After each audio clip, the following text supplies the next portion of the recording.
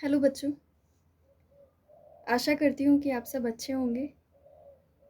हम लोग मार्क्स के चिंतन के आधार पढ़ रहे थे, बेसिस ऑफ मार्क्सियन थॉट्स, है ना? तो उसमें हमने कहा था आपसे कि काफ़ी चीज़ें हम लोग कवर करेंगे, जैसे कि उत्पादन क्या होता है, प्रोडक्शन क्या होता है, मीन्स ऑफ प्रोडक्शन, उत्पादन के साधन, mode of production, relations of productions और आपके प्रोडक्शन फोर्सेस, मतलब ये सारी चीज़ें जो भी बेसिस हैं मार्क्स के थ्योरीज़ को समझने के लिए, जो भी चीज़ें इम्पॉर्टेंट है। तो पहले हमने कहा था कि मार्क्स की थ्योरी को शुरू करने से पहले हम बेसिस पढ़ेंगे, जो कि आपके सिलेबस में भी है।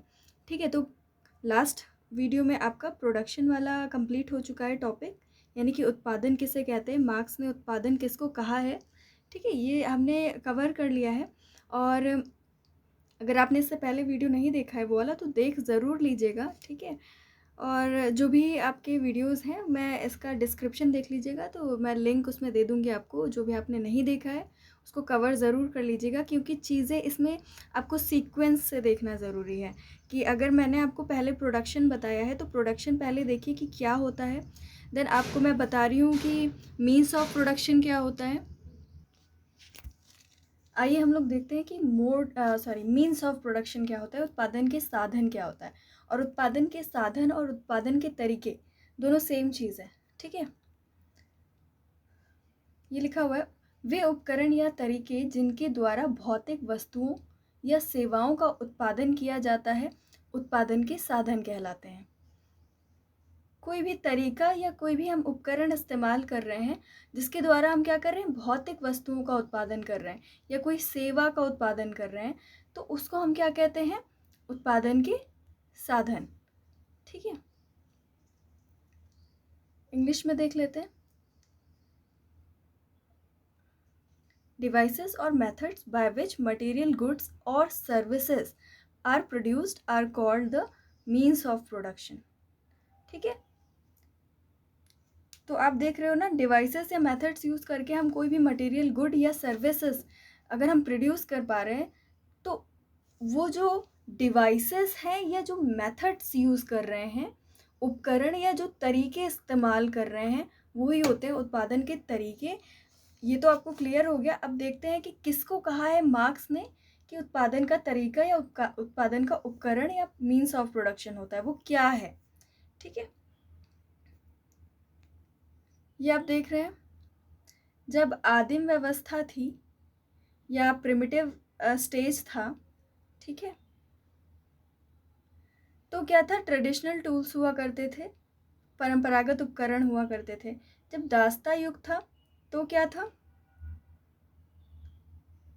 दासों की श्रम शक्ति का इस्तेमाल करते थे। स्लेवरी इरा आपका जब था तो हम लोग क्या करते थे, labour force of slaves use करते थे। जब फ्यूडलिस्टिक सिस्टम था या फ्यूडलिस्टिक एरा था, तब हम लोग क्या करते थे, हाफ स्लेव्स, फार्मर या पीजेंट कह सकते हो, एंड बैकवर्ड इक्विपमेंट्स, उन्हीं को बैकवर्ड इक्विपमेंट्स दे देते थे और कहते थे कि आप खेती करिए, हमारे यहाँ बहुत बड़ी लैंड है, आप इस पर क्या करिए, क्रॉप उगाइए। तो इन लोगों को ज़बरदस्ती काम करवाया जाता था और इन्हें बहुत ही ख़राब उपकरण दिए जाते थे खेती के लिए। तो फ्यूडलिस्टिक एरा में ये था। ठीक है, सामंतवादी है ना, अर्धदास किसान या और पिछड़े उपकरणों का इस्तेमाल उनसे करवाया जाता था। फिर पूंजीवादी युग में क्या हुआ, नई नई मशीनें आ गई बड़ी बड़ी, ठीक है, वो थी और उसमें श्रमिक काम करते थे। ठीक है, machines based on new technology and workers. ठीक है, तो अब देखो इसमें क्या है आपका मीन्स ऑफ प्रोडक्शन। ठीक है, जब आदिम व्यवस्था थी तो आप क्या करते थे, पत्थर के औजार हो गए या जो भी आपने बनाया, नाइफ वगैरह, है ना, तो वो यूज़ किया, तो वो हो गया आपका मीन्स ऑफ प्रोडक्शन, है ना। उत्पादन का साधन या उत्पादन का तरीका, कि आपने चाकू से मारा अपने शिकार को और आपने क्या कर लिया, उसको ले लिया, कंजप्शन कर लिया। ठीक है, फिर क्या हुआ आपका, फिर धीरे धीरे टाइम बदला और क्या आया, अब दासता युग आ गया, जहाँ पर लोग क्या करने लगे, इंसान को दास बना करके रखने लगे। जो भी कमज़ोर इंसान थे उनको दास बना करके जब रखने लगे, तो उनसे जो भी काम लेते थे, उन्हीं दासों से काम लेते थे, ठीक है। तो क्या है, मतलब जो भी काम ले रहे हैं वो तो अलग बात है, लेकिन दासों का इस्तेमाल कर रहे हैं, स्लेव्स का यूज़ कर रहे हैं, उनके लेबर का यूज़ कर रहे हैं। तो यहाँ पे दास एक टूल हो गया प्रोडक्शन का, है ना। दासों के थ्रू वो अपना उत्पादन कर रहे हैं।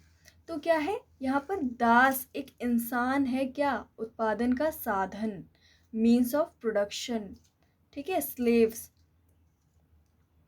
फिर जब फ्यूडलिस्टिक सिस्टम आया, ठीक है, ये आपका